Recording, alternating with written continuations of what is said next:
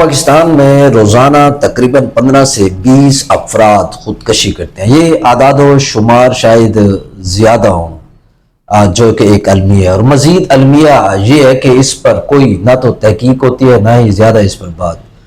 بس ایک ہی جملہ آپ کو سننے کو ملتا ہے کہ خودکشی حرام ہے۔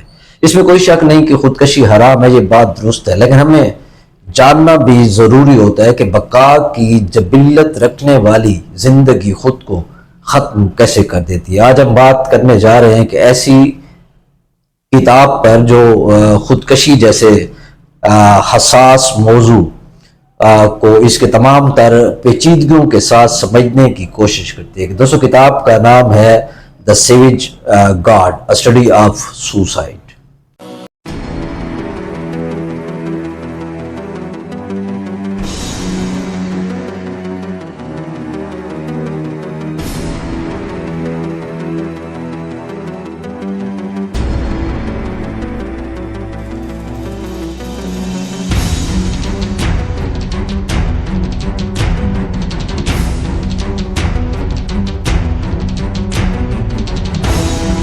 اس کتاب کے مصنف ہیں A.L. الوارز۔ دراصل یہ A.L. الوارز جو ایک برٹش شاعر، نقاد اور شاعر ہے، انہوں نے 1929 میں جنم لیا اور ادبی دنیا میں اپنی ایک الگ پہچان بنائی۔ ان کی زندگی بھی کافی اتار چڑھاؤ کا شکار رہی، وہ خود بھی ذہنی تناؤ کا شکار رہی، شادی کے بھی کچھ مسائل سے گزرے اور ادبی حلقوں میں بھی اسے اپنی جگہ بنانے کے لیے کافی جد و جہد کرنی پڑی۔ یہ کتاب انہوں نے 1971 میں لکھی۔ دلچسپ بات یہ ہے کہ اس کا ایک دوست جو خود بھی مشہور شاعر تھا، جس کا نام تھا سیلویا پلات،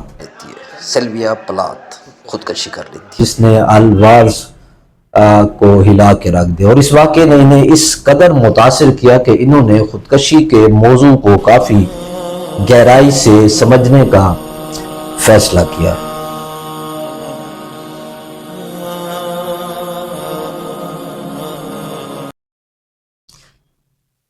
دوستو، یہ کتاب کوئی روایتی تحقیق نہیں ہے جو صرف نفسیاتی اعداد و شمار پیش کرے، بلکہ الوارز نے خودکشی کو ادب، تاریخ، ثقافت اور فن کے ذریعے سمجھانے کی کوشش کی۔ کتاب کو اس نے 3 حصوں میں تقسیم کیا اور اس کا ہر حصہ آپ کو حیران کر دے گا۔ کتاب کا آغاز وہ کرتا ہے اپنے ذاتی تجربے سے۔ وہ اپنے دوست سیلویا پلات کی خودکشی کے واقعے کو بیان کرتا ہے، جس میں اس نے اپنے دوست جو گیس اوون میں اپنا سر ڈال کر زندگی کا خاتمہ کر لیتا ہے۔ الوارز اس واقعے کو اس قدر جذباتی انداز میں پیش کرتا ہے کہ آپ محسوس کر سکتے ہیں کہ وہ صرف ایک مصنف نہیں بلکہ ایک دوست بھی ہے جو اس المیے کو سمجھنا چاہتا ہے۔ وہ بتاتا ہے کہ کیسے سیلویا کی موت نے اسے ہلا کے رکھ دیا اور اس کے ذہن میں یہ سوال پیدا ہوا کہ آخر یہ اتنے ٹیلنٹڈ لوگ زندگی کا خاتمہ کیوں کر لیتے ہیں۔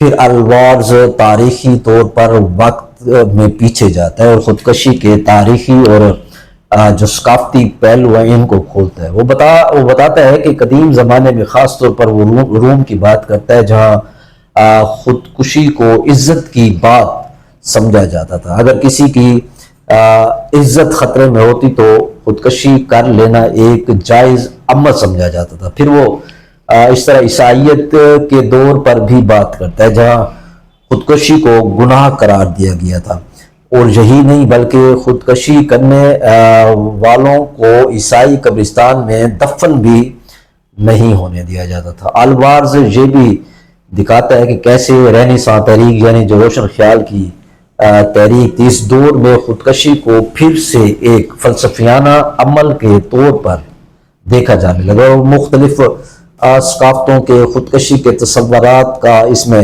موازنہ بھی کرتا ہے، جس سے واضح ہوتا ہے کہ خودکشی محض ایک انفرادی عمل نہیں بلکہ اس پر معاشرے اور ثقافت کا بھی گہرا اثر ہوتا ہے۔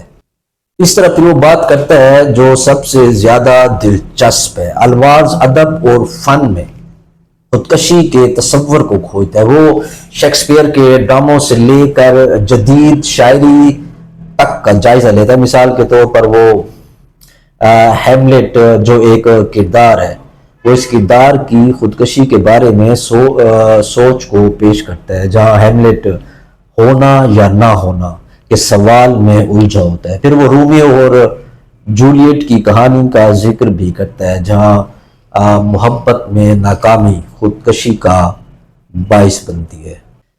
پھر الوار جدید ادب کی طرف دوستوں بڑھتا ہے اور سیلویا پلاتھ، ٹی ایس ایلیٹ اور دیگر مصنفین کے کاموں کا وہ تجزیہ کرتا ہے۔ اس کا کہنا ہے کہ خودکشی ادب میں ایک ثقافتی علامت بن چکے، جس کے ذریعے مصنفین زندگی کی پیچیدگیوں کو، انسان کے اندرونی تنازعات کو بیان کرتے ہیں۔ اب کتاب کے ان چھپے ہوئے گوشوں کی طرف چلتے ہیں جو اسے منفرد بناتے ہیں۔ الفاظ کی سب سے اہم بات یہ ہے کہ وہ خودکشی کو دا سیویج گارڈ میں یعنی ایک وحشی دیوتا کے طور پر دیکھتا ہے۔ یہ دیوتا دراصل موت کا ایک دیوتا ہے۔ مزے کی بات یہ ہے کہ اس دیوتا کی پرستش وہ لوگ کرتے ہیں جو زندگی سے اس قدر مایوس ہو چکے ہوتے ہیں کہ موت کو ہی وہ اس کا آخری حل سمجھتے ہیں۔ الوارز کہتا ہے کہ خودکشی دراصل زندگی سے محبت کا الٹا اظہار ہے۔ جو شخص خودکشی کرتا ہے وہ زندگی کو اتنی شدت سے چاہتا ہے کہ جب وہ اسے نہیں پا سکتا تو مرنے کا ہی فیصلہ کر لیتا ہے۔ خودکشی کو اس زاویے سے دیکھنا بھی عجیب اور حیران کن ہے کہ زندگی سے شدید محبت ہی اس کو ختم کر دیتی ہے، اور یہ نقطہ خودکشی کو محض ڈپریشن یا ذہنی بیماری سے ہٹ کر دیتا ہے اور ایک ایسے گہرے ثقافتی اور وجودی مسئلے کے طور پر اس کو پیش کرتا ہے۔ ایک اور پوشیدہ پہلو یہ ہے کہ الوارز خودکشی اور تخلیقی صلاحیتوں کے درمیان تعلق کو بھی کھوجتا ہے۔ وہ دکھاتا ہے کہ کیسے کئی عظیم مصنفین اور فنکاروں نے خودکشی کی اور اس کی تخلیقات میں ان کا عکس بھی نظر آتا ہے۔ اس سے یہ سوال پیدا ہوتا ہے کہ کیا تخلیقی صلاحیتیں کبھی انسان کو خودکشی کی طرف بھی دھکیل سکتی ہیں؟ دوستو مصنف یہ بتانا چاہ رہا ہے کہ خودکشی محض ایک نفسیاتی مسئلہ نہیں، بلکہ وہ خودکشی کو ایک ثقافتی اور تاریخی مظہر کے طور پر پیش کرتا ہے۔ اس میں ادب اور فن کے حوالے بھی ہیں جو سننے والے کو کافی ایک دلچسپ محسوس ہوتے ہیں۔ تو دوستو اگر آپ بھی اس ٹاپک یعنی خودکشی کے بارے میں مزید جاننا چاہتے ہیں یا گہرائی سے جاننا چاہتے ہیں تو یہ کتاب ایک شاندار انتخاب ہوگا، مگر یاد رکھیں یہ کتاب سمجھنے کے لیے ہی ہے، کسی کو خودکشی پر ابھارنے کے لیے نہیں ہے۔ اور امید ہے کہ یہ ٹاپک آپ کو پسند آیا ہوگا، اور اس کے ساتھ ہی میں آپ سے اجازت چاہتا ہوں۔ آپ کا بہت شکریہ۔